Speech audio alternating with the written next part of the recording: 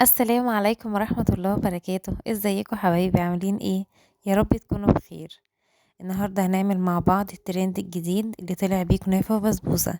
الترند المرة دي على فطيرة ست كريمة. بجد طعمها حلو جدا، جميلة، تستحق الترند، طعمها تحفة. هنعملها مع بعض، هي سهلة جدا، ما فيهاش اي حاجة خالص. وهنشوفها. يعني هي طالعة بكذا طعم. احنا هنعمل بأبسط حاجة خالص وباللي موجود عندنا. انا عجبتني اكتر حاجة اللي بالفواكه واللي بالنوتيلا والمكسرات. هو عامل بالبسبوسة وعاملها بالسكر. بس يعني ايه، انا اخترت اخف حاجتين يعني. وكلكم يعني كل واحد يعمل اللي هو عايزه. طعمها حلو قوي يا جماعة، حلو قوي قوي، جميلة. يلا لو لسه ما اشتركتش في القناة اشتركوا، لو الفيديو عجبكم متنسوش تبقوا تعملوا لي لايك. يلا نعمل الاول الحشوة اللي احنا هنستخدمها في الجلاش. هنحط 4 معالق نشا كبار، وهنحط عليهم 3 كوبايات لبن، او 3 كوبايات ونص كده. وهنحط عليهم معلقة دقيق كبيرة. هنقلب الاول النشا والدقيق مع اللبن على البارد الاول. وبعد كده هنشغل عليهم النار. لازم ندوب اللبن كويس قوي هو والنشا والدقيق مع بعض على البارد عشان ما يكلكعش معانا على النار. اول ما نلاقي الخليط اللي احنا حاطينه دوت تقيل، هننزل عليهم بمكعب زبدة. ولو عندنا قشطه نحط قشطه برضه، هتبقى طعمها حلو قوي. هنجيب بقى لفه الجلاش. انا طبعا منضفه الرخامه كويس جدا ومعقماها قبل ما بحط عليها اي حاجه. هنفردها كده على الرخامه. وهندهنها بالسمنه كويس قوي. الجلاش لازم يدهن بسمنه كويس عشان خاطر يبقى مورق معانا ومقرمش قرمشه تدوب في البق كده، يبقى جميل. هنفرد كل طبقه. هنستخدم 4 طبقات. كل طبقه هنفردها وندهن بعديها سمنه. يعني نفرد الطبقه وندهنها سمنه، ونفرد الطبقه التانية ونفس الكلام.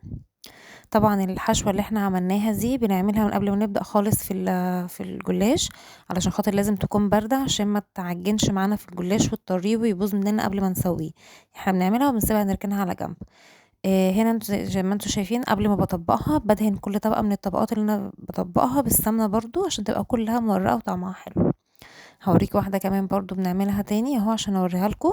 هنفرد الورقة كويس وادهنها بالسمنة.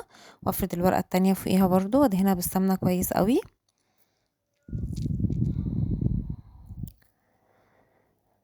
ونفرد الطبقتين التانيين برضو بنفس الطريقة.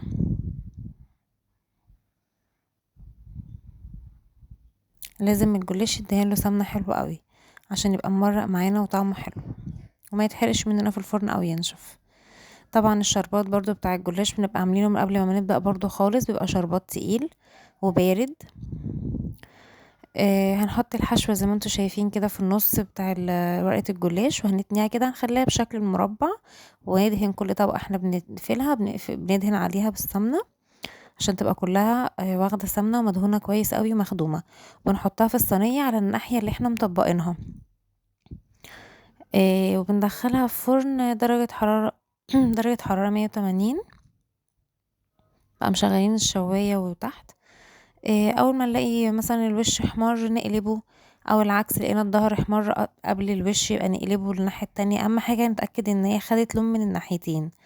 اللي هيحمر الاول بقى يعني نقلبه على الناحية اللي هو ايه احمر عليه عشان الناحيتين ياخدوا لون كويس ويستوي من جوه كويس برضو. الحشو اللي احنا بنحشي بيها ما بنحطش فيه سكر خالص، لان احنا كده كده بنسقي الجلاش بالشربات. الجلاش بيبقى فيه سكر، فما نحطش سكر عشان خاطر ايه ما يبقاش الحاجة مسكرة اوفر. يعني هو كفاية السكر بتاع الشربات. والكريمة دي او الحشوة اللي احنا عاملينها دي بتدي تعادل كده في الطعم، تديله طعم حلو. انا كده خلاص دخلتهم الفرن، وبعد كده بقلبهم زي ما انتوا شايفين. الوش احمر الاول، رحت قلبته على الناحية التانية عشان الظهر كمان يحمر. وبعد كده الناحيتين يحمروا طلعتهم بسقيهم بالشربات. دي كانت ازازة كاتشب عندي فاضية واستخدمتها، بعد كده عملت لها اعادة تدوير. هندهن كده ان نحط الشربات كويس، نشربه بالشربات كويس قوي. وبعد كده نحط بقى في علب او اطباق تقديم اللي انتوا عايزينه.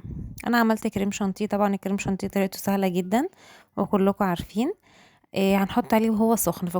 في كنافة وبسبوسة لما رحت جبت منهم قدموا لي الطبق كان سخن، وبيحطوا عليه الكريم شانتيه عشان يدوب معاه وهو لسه خارج. اكننا ساقينه باللبن. وبيبقوا حاطين الفطير بيسخنوه، يعني بيتقدم للزباين وهو سخن، مبيتقدمش بارد ولا ساقع. الحشو بتبقى سخنة والكريم شانتيه سايح كده عليها، وطعمه بيخليها في حتة تانية. بجد طعمها جميل جدا، جربوها بجد، تستحق التجربة، تستحق الترند كمان. بالهنا والشفا. متنسوش تقولوا رأيكم فيها ايه.